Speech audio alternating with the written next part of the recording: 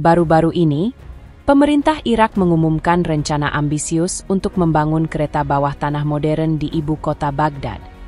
Kereta bawah tanah tersebut memiliki panjang 148 km dan total investasi mencapai 277 triliun rupiah.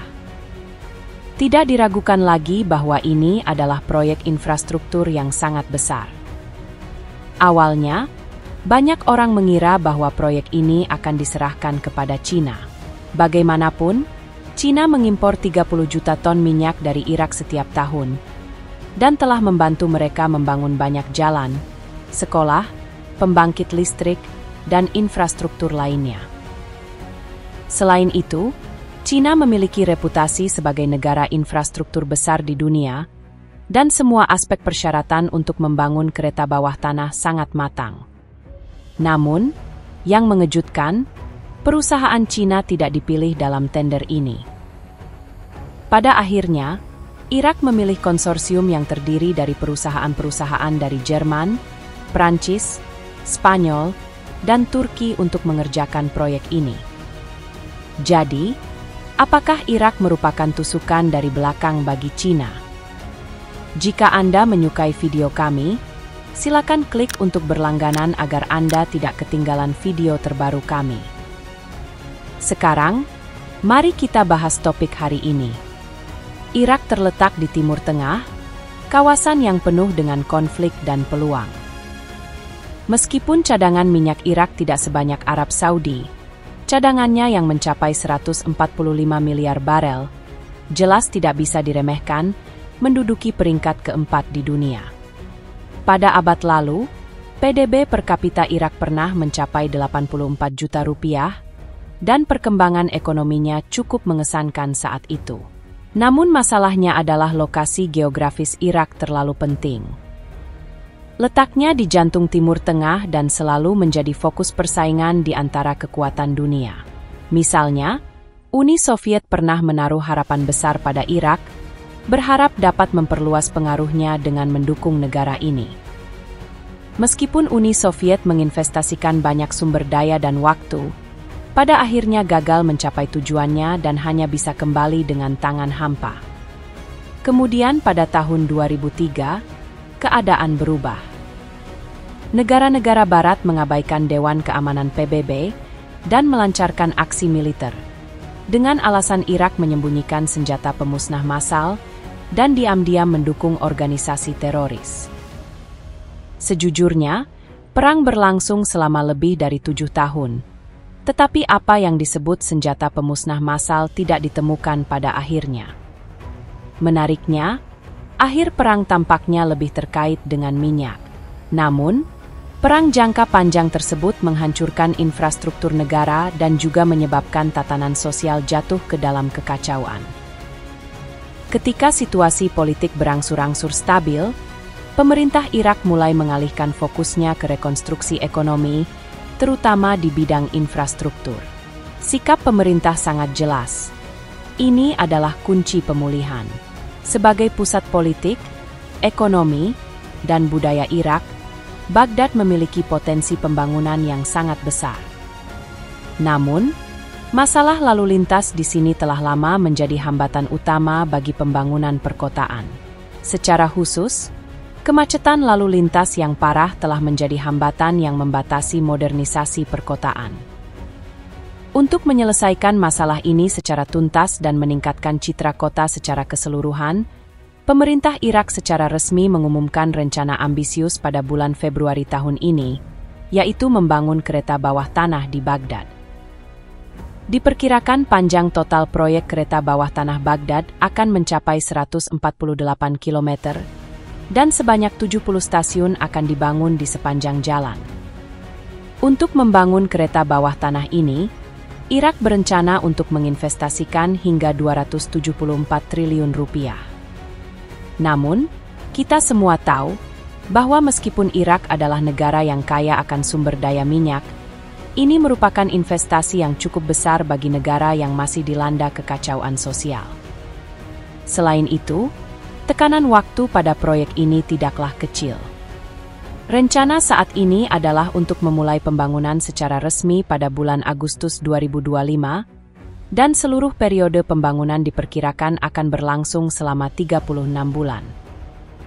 Namun setelah proyek selesai, kereta api Baghdad akan melintas di hampir 85% bagian kota, yang secara signifikan memperbaiki masalah lalu lintas di kota metropolitan dengan populasi lebih dari 8 juta jiwa ini. Yang lebih keren lagi adalah jalur kereta api ini juga akan melintasi Sungai Tigris di 3 tempat, yang akan semakin meningkatkan konektivitas kota. Bagi pemerintah Irak, proyek kereta bawah tanah Baghdad bukan hanya proyek transportasi, tetapi lebih seperti simbol peremajaan nasional dan pembawa mimpi. Namun masalahnya adalah kekuatan nasional Irak saat ini relatif lemah, dan tingkat pembangunan infrastruktur masih memiliki banyak ruang untuk perbaikan. Bahkan untuk membangun gedung pencakar langit yang tampaknya biasa saja, akan sulit bagi tim infrastruktur setempat untuk menyelesaikannya secara mandiri. Terlebih lagi, membangun jalur kereta bawah tanah berskala besar akan selesai dalam waktu 3 tahun. Untuk memastikan kelancaran proyek ini, pemerintah Irak mengeluarkan tender publik kepada dunia, dengan harapan dapat menarik perusahaan internasional yang berpengalaman dan kuat untuk berpartisipasi. Pada bulan Februari 2024, 26 perusahaan multinasional dari negara-negara seperti Tiongkok, India, Jerman, Italia, Spanyol, dan Turki menyatakan minatnya untuk berpartisipasi dalam proyek tersebut, dan banyak dari mereka telah mengajukan penawaran secara resmi. Bahkan, ketika pemerintah Irak mengumumkan daftar penawaran, banyak orang telah menentukan bahwa proyek ini kemungkinan besar akan diserahkan kepada Tiongkok. Lagi pula, Tiongkok telah membantu Irak membangun banyak proyek infrastruktur berskala besar sebelumnya, seperti ladang minyak Halfaya, pabrik semen, pembangkit listrik tenaga minyak berat, sekolah percontohan, dan bahkan jalan-jalan ikonik Irak. Selain itu, sebagian besar dana untuk proyek-proyek ini juga disediakan oleh Tiongkok dengan tujuan yang jelas, untuk mempromosikan pendidikan dan pembangunan ekonomi dan sosial Irak. Oleh karena itu, ketika melihat perusahaan-perusahaan Cina dalam daftar tender kereta api Baghdad, banyak orang merasa bahwa proyek ini kemungkinan besar akan dibangun oleh Cina. Yang lebih perlu disebutkan adalah bahwa dalam tender ini, jumlah proyek yang diberikan oleh tim teknik Cina hanya sebesar 261 triliun rupiah, yang berarti 12 triliun rupiah lebih murah dari 272 triliun rupiah, yang awalnya diperkirakan oleh pemerintah Irak. Dan tim Cina juga berjanji bahwa meskipun agak tidak realistis untuk menyelesaikan proyek kereta bawah tanah berskala besar seperti itu dalam waktu 3 tahun, proyek ini dapat dijamin akan selesai dengan lancar dalam waktu 4 hingga 5 tahun. Sebaliknya, banyak negara Eropa telah menyatakan bahwa pembangunannya akan memakan waktu setidaknya 5 tahun. Oleh karena itu, baik dari segi biaya maupun jangka waktu pembangunan, keunggulan Cina sangat jelas. Namun yang mengejutkan semua orang, Irak akhirnya memilih untuk mengecualikan Cina dan menyerahkan Baghdad Metro kepada negara-negara Eropa seperti Jerman, Prancis, Spanyol, dan Turki. Apa yang terjadi? Mengapa Irak tidak memilih Cina kali ini? Sejauh pengetahuan saya, dalam situasi internasional yang kompleks saat ini, proyek Metro Baghdad Irak hampir menjadi medan pertempuran baru bagi perebutan kekuatan-kekuatan besar. Di antara mereka, kekuatan-kekuatan besar seperti Amerika Serikat, Tiongkok, dan Uni Eropa secara diam-diam bersaing, mencoba memperluas pengaruh mereka di Timur Tengah melalui proyek ini. Bagi Irak, yang baru saja pulih dari perang, ini tidak diragukan lagi merupakan pilihan yang sangat sulit. Jadi Irak perlu dengan cerdik menjaga keseimbangan antara kekuatan-kekuatan besar ini, tetapi ini bukanlah pekerjaan yang mudah. Tentu saja, negara-negara Barat telah secara resmi menarik pasukan mereka dari Irak, tetapi pengaruh mereka masih ada dan tidak dapat diremehkan. Pada saat yang sama, dalam beberapa tahun terakhir, hubungan Irak dengan negara-negara Barat menjadi lebih jauh, dan kerjasamanya dengan Tiongkok menjadi lebih sering. Perubahan ini tidak diragukan lagi telah melemahkan pengaruh negara-negara Eropa di Timur Tengah sampai batas tertentu. Oleh karena itu, beberapa analis percaya bahwa meskipun proyek rekonstruksi pasca Perang Irak terbuka untuk umum, dari beberapa perspektif, pilihan akhir Irak terhadap Uni Eropa mungkin tidak hanya karena pertimbangan ekonomi, tetapi juga mungkin dipaksakan oleh beberapa faktor politik dan tekanan eksternal. Faktanya, ada berbagai pendapat di balik pilihan kereta api Baghdad. Pertama-tama, harga tidak diragukan lagi merupakan pertimbangan penting. Meskipun solusi konsorsium Eropa lebih mahal, pemerintah Irak mungkin lebih menghargai solusi pembiayaan dan kemampuan teknis mereka. Perusahaan-perusahaan Eropa telah berjanji untuk memberikan dukungan pinjaman untuk proyek tersebut dan memiliki banyak pengalaman dalam manajemen proyek yang jelas mempengaruhi keputusan Irak. Perlu dicatat bahwa meskipun proyek kereta bawah tanah Baghdad akhirnya dimenangkan oleh konsorsium perusahaan, bagi negara-negara ini, melaksanakan proyek ini tidak berarti berjalan mulus, tetapi justru ada banyak kesulitan. Menurut data terkini, biaya kereta api Baghdad lebih dari 1,5 triliun rupiah per kilometer, yang kedengarannya sangat menarik bagi kontraktor, tetapi kenyataannya, pemerintah Irak saat ini tidak memiliki kemampuan untuk menginvestasikan sejumlah besar uang untuk pembangunan infrastruktur.